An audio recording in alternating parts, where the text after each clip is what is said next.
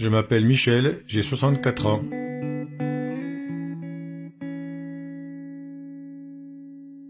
Tout a commencé en mars 2017. Suite à une visite de routine chez mon médecin, pour ma tension, une perte de poids inhabituelle l'alerte et il décide de me prescrire une batterie d'examens. Échographique, sanguin, IRM, puis biopsie du foie pour qu'enfin le verdict tombe. Une tumeur évolutive du foie, stade terminal. C'est à ce moment que notre médecin m'a prise à part en me souhaitant bon courage. Et là, j'ai compris qu'il n'y avait plus beaucoup d'espoir pour mon époux. Un mois plus tard, sous conseil d'un gastro-entérologue, je débutais un traitement chimio par comprimé à domicile. Au bout de 15 jours, j'avais des douleurs atroces. Je divaguais avec plus de 40 de fièvre, j'arrivais même plus à tenir debout. C'était mal parti. J'ai donc fini aux urgences. Ne sachant pas d'où venait cette infection, je me suis retrouvé perfusé sous antibiotiques dans l'attente d'y voir plus clair.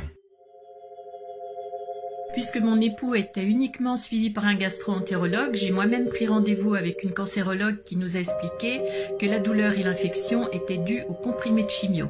Elle nous propose alors deux solutions, soit que Michel serve de cobaye, soit qu'il stoppe momentanément son traitement. Quand j'ai vu mon père à l'hôpital, j'ai vraiment pas supporté de le voir dans cet état. Et comme ça faisait quelques années que je me renseignais sur d'autres méthodes alternatives pour se guérir, je lui ai suggéré d'envisager des solutions naturelles. La décision est vite prise, j'arrête tout. On s'est forcément retrouvés confrontés aux médecins, qui n'ont pas hésité à remettre en doute tout ce que j'essayais de leur communiquer. Il y avait malheureusement aucune ouverture possible. On a été pris pour des fous. Mais j'ai finalement réussi à le faire sortir sur des charges. Je me souviens me retrouver seule avec mon père traversant l'immense hall de l'hôpital, bras dessus, bras dessous.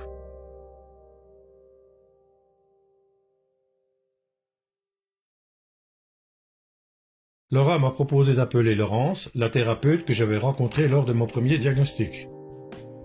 Elle m'a conseillé 5 huiles essentielles pour contrer l'infection. Ça a été radical. En même pas 24 heures, je n'avais plus aucune douleur, la fièvre est tombée, je respirais à nouveau. C'était le début d'un peu d'espoir. Cette femme extraordinaire me redonnait du courage dans sa façon de me conseiller et me guider. Elle m'avait d'ailleurs parlé de la méthode Beljanski à base de plantes.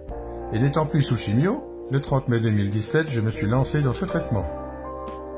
La médecine naturelle était un domaine complètement inconnu pour moi, mais comme je n'avais plus rien à perdre, à cette période, les marqueurs du cancer, qu'on appelle AFP, étaient à 250 413 unités pour une norme à 7,4. Mon fils Larry, qui suit attentivement les vidéos de Thierry Casasnovas, m'avait longuement expliqué les bienfaits des jus à l'extracteur. Faut dire que j'en avais passé des heures sur les vidéos de Thierry. C'était comme une évidence pour moi que les jus de betterave pouvaient considérablement améliorer le terrain physiologique de mon père, et en particulier régénérer son foie. On est donc parti sur un jus quotidien de betterave, carottes, oignons rouges, gingembre et curcuma. Moi qui étais habitué à mon bon verre de vin quotidien. Bien sûr, et Laurence l'avait bien expliqué aussi, il fallait qu'il change toutes ses habitudes alimentaires et donc son mode de vie. J'ai donc entamé un régime personnalisé anti-inflammatoire, sans prolamine et caséine, donc plus de gluten, plus de lactose, aucune viande rouge, fini le café, le sucre et j'en passe. Mon alimentation était réajustée au fil des analyses, veillant à l'équilibre acido-basique, le but étant de réalcaliniser mon corps.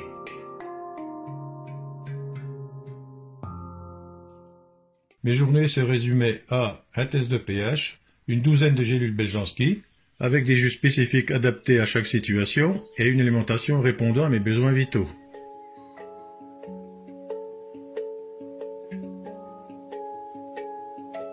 Sans oublier une sophrologie personnalisée afin d'accepter ma situation pour contribuer à ma guérison.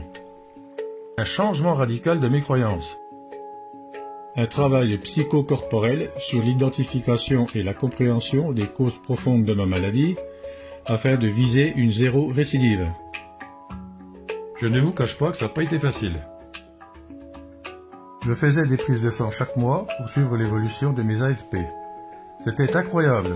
En seulement 3 mois, ils ont passé de 250 413 à 635 et continuaient de diminuer tous les mois. Mais le combat n'était pas fini. Je me suis retrouvé avec un ventre énorme, lourd et dur, rempli d'acides malignes. Le médecin n'avait qu'une option à lui proposer, le ponctionner, et cela à vie. C'était effrayant et on voulait à tout prix y échapper. Nous avons demandé l'avis de Laurence, qui était devenue notre référence de confiance et qui nous a suggéré un jus spécifique associé à un simple diurétique. Qui l'eût cru?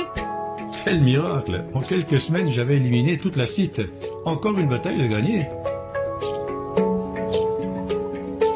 Il y a eu des hauts, mais aussi beaucoup de bas.